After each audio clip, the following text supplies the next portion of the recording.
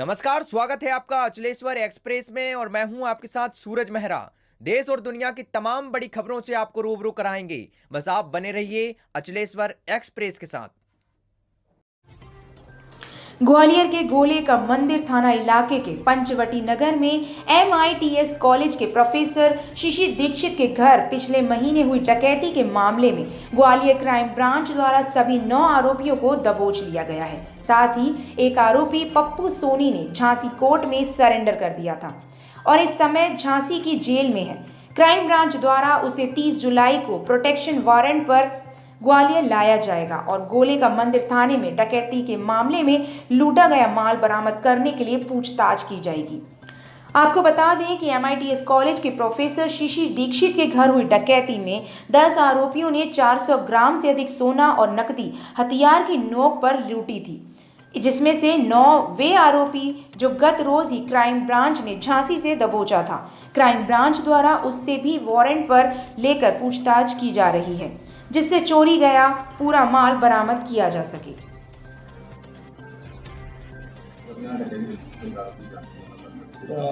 जो MITS professor के यहाँ डकैती हुई थी थाना गोली के मंदिर क्षेत्र में पिछले विगत महीने में, तो उसमें लगातार क्राइम ब्रांच और थाना गोली के मंदिर ग्वालियर पुलिस के द्वारा कार्रवाई करते हुए कई आरोपियों को पकड़ा गया, जिसमें 10 आरोपी की आइडेंटिफिकेशन हुई थी, जिसमें से 9 आरोपियों को गिरफ्तार किया जा चुका है। एक आरोपी को परसों ही क्राइम ब्रांच और थाना गोली के मंदिर ने उसको गिरफ्तार किया जाकर उससे पुलिस रिमांड लिया जा रहा है रिकवरी के लिए। अब 10वां जो आरोपी है, जो कि झांसी में उसने सरेंडर कर दिया था किसी एक वारंट को लेकर, तो उसमें प्रोडक्शन वारंट जारी किया गया है। तो 30 तारीख को उसको प्रोडक्शन वारंट पर गोला का मंदिर पुलिस को लेकर आएगी और उसके बाद उसकी यहाँ गिरफ्तारी की जाकर उससे पूछताछ की जाएगी और रिकवरी का प्रयास किया जाएगा।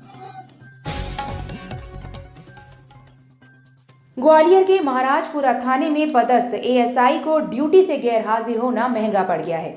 ग्वालियर SSP द्वारा महाराजपुरा TI के प्रतिवेदन पर ASI को निलंबित कर मामले की जांच शुरू कर दी गई है। ASSP अमित सांघी ने बताया कि ईद के मौके पर संवेदनशील ईदगाह पर ASI सुनील तोमर की ड्यूटी लगाई गई थी, लेकिन वह ड्यूटी पर मौजूद नहीं थे और जब थाना प्रभारी प्रशांत यादव ने उनसे बात की तो उन्होंने कहा कि वह ड्यूटी पर हैं। बाद में थाना प्रभारी ने उन्हें एक जिम में सादा कपड़ों में कसरत करते हुए पकड़ा, जिसके बाद उन्होंने मामले की शिकायत ग्वालियर SSP से की। SSP ने जांच के बाद सुनील तोमर को निलंबित करते हुए जांच के आदेश दे दिए हैं।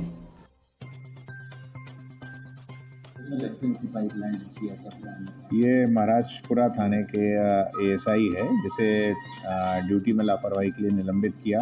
इसमें वाकया ये था कि ईद की महत्वपूर्ण ड्यूटी लगी हुई थी और इसे एक पर्टिकुलर ईदगाह पे जहाँ इसकी ड्यूटी लगी वहाँ ये थाना प्रभारी के द्वारा चेक करने पे अनुपस्थित पाया गया और जब इससे सेट पे और टेलीफोन पे पूछा गया तो इसने बताया वहीं पे है। फिर बाद में जब थाना प्रभारी ने खोजबीन की तो पास में ही एक जिम में ये जिम करता हुआ सिविल ड्रेस में पाया गया। ईद जैसी महत्वपूर्ण ड्यूटी पर वहाँ मौके पे जहाँ ड्यूटी होनी चाहिए वहाँ उपस्थित ना होके और गलत जानकारी थाना प्रभारी को दी गई। थाना प्रभारी का प्रतिवेदन प्राप्त हुआ, जिसपे से इसे निलंबित करके इसकी जांच आरंभ की गई। खाड़ी देश में नौकरी दिलवाने के नाम पर ग्वालियर के एक इंजीनियर से लाखों रुपए की ठगी हुई है। कई बार में इंजीनियर से नौकरी दिलाने का झांसा देकर बैंक खाते से 70 लाख रुपए ट्रांसफर कराए गए। वह झांसे में आ गया, उसे लगा नौकरी लग जाएगी, लेकिन इंजीनियर को एहसास ही नहीं था उसके साथ पूरी प्लानिंग के साथ ठगी हो रही है। जब 73 लाख रुपए ठगों को दे दिए, उसके बाद ठगों ने 7 लाख रुपए और मांगे। तब उसने रुपए वापस मांगना शुरू किया। इसके बाद इंजीनियर को लगा उसके साथ बड़ा धोखा हुआ है। इंजीनियर ने इस मामले में पुलिस अफसरों से शिकायत की तो पुलिस ने FIR दर्ज कर ठगी की वारदात को अंजाम देने वाले आरोपित तक पहुंचने के लिए क्राइम ब्रांच की एक टीम लगाई है। पुलिस को दिल्ली की एक गैंग पर शक है। माधोगंज के रहने वाले आशीष शास्त्री इंजीनियर हैं और उन्हें नौकरी की तलाश थी, इसलिए ऑनलाइन भी नौकरी तलाशते रहते थे। वह एक ठग गैंग के संपर्क में आए जो खुद को खाड़ी देशों में नौकरी दिलाने वाली कंसल्टेंसी एजेंसी बताती है। कभी रजिस्ट्रेशन के नाम पर तो कभी वीज़ा और कभी अन्य बहाने बनाकर अलग अलग बार इंजीनियर से तकरीबन 73 लाख रुपए जमा करा लिए। जब इंजीनियर को ठगी का एहसास हुआ तो उन्होंने रुपए मांगना शुरू किए। इस पर ठग 7 लाख की और मांग करने लगे। फिर पूरा पैसा एक साथ वापस करने की बात कही। तब उन्हें समझ आया कि उनके साथ ठगी हो गई है। इंजीनियर ने इसके बाद पुलिस अफसरों से संपर्क किया और मामले में एफआईआर दर्ज कराई गई, जिसके बाद क्राइम ब्रांच के सब इंस्पेक्टर को इस गैंग की पड़ताल में लगाया गया है। साइबर सेल की टीम भी लगातार इसकी पड़ताल में लगी है।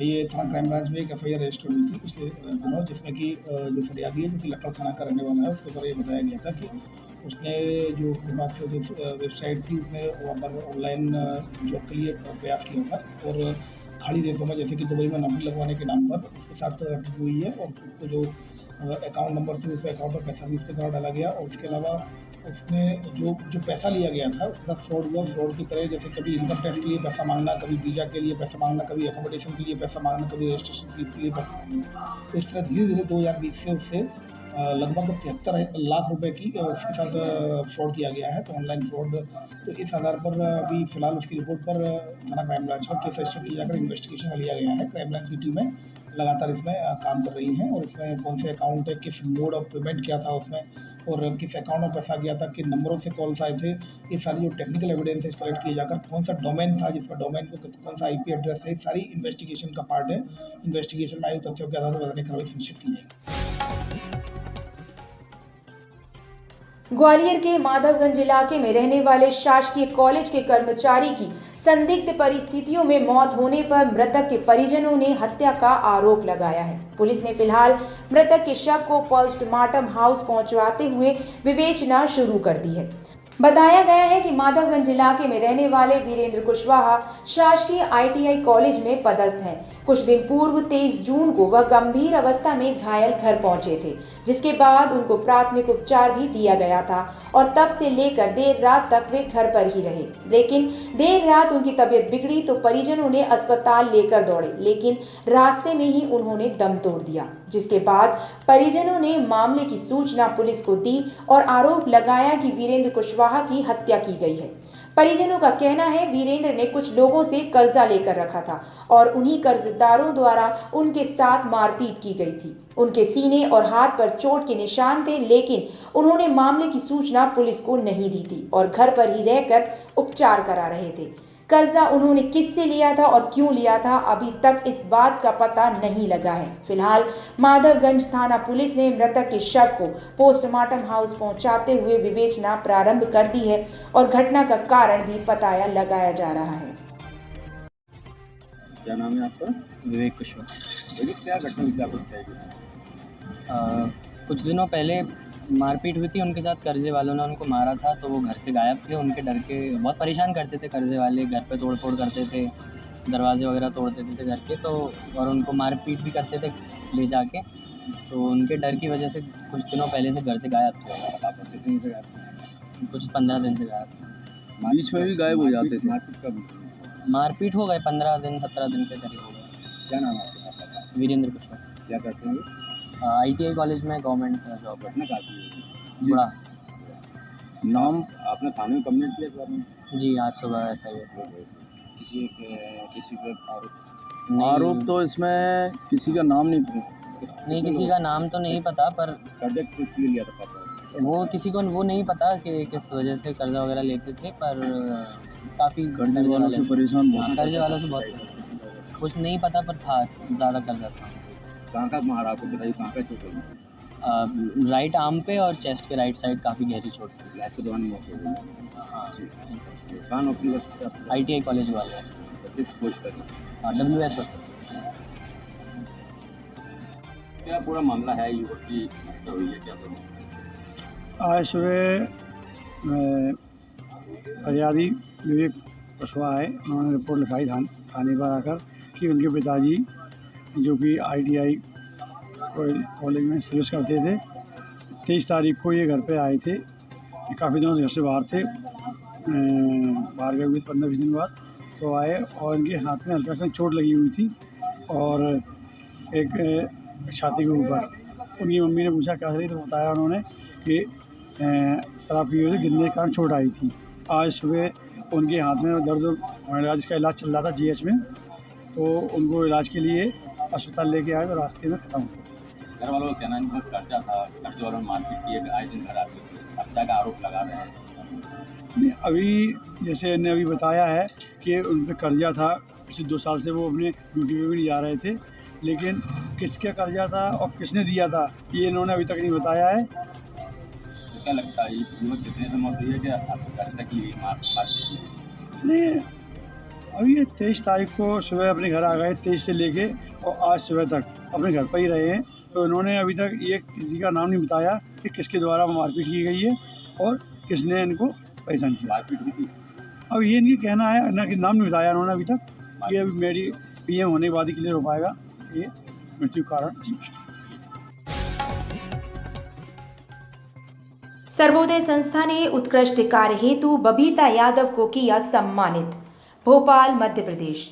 मध्य प्रदेश की एक प्रतिष्ठित सर्वोदय सामाजिक संस्था द्वारा संस्था के क्षेत्रीय कार्यालय में शुक्रवार दोपहर प्रशस्ति पत्र देकर बबीता यादव को सम्मानित किया गया।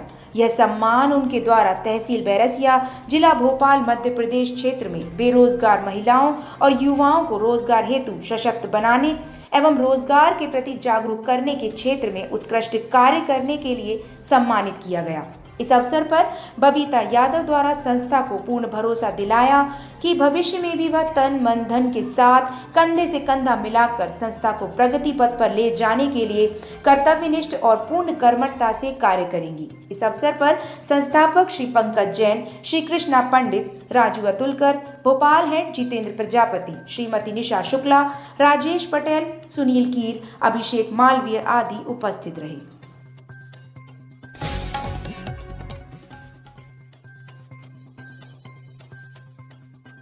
सांचेत में हर वर्ष की भांति श्री रामायण पाठ की वर्षगांठ बड़े ही हर्ष उल्लास से मनाई गई, जिसमें सर्वप्रथम श्री राम जानकी मंदिर पर कन्या भोज हुआ। उसके बाद रात्रि में कीर्तन का कार्यक्रम रखा गया।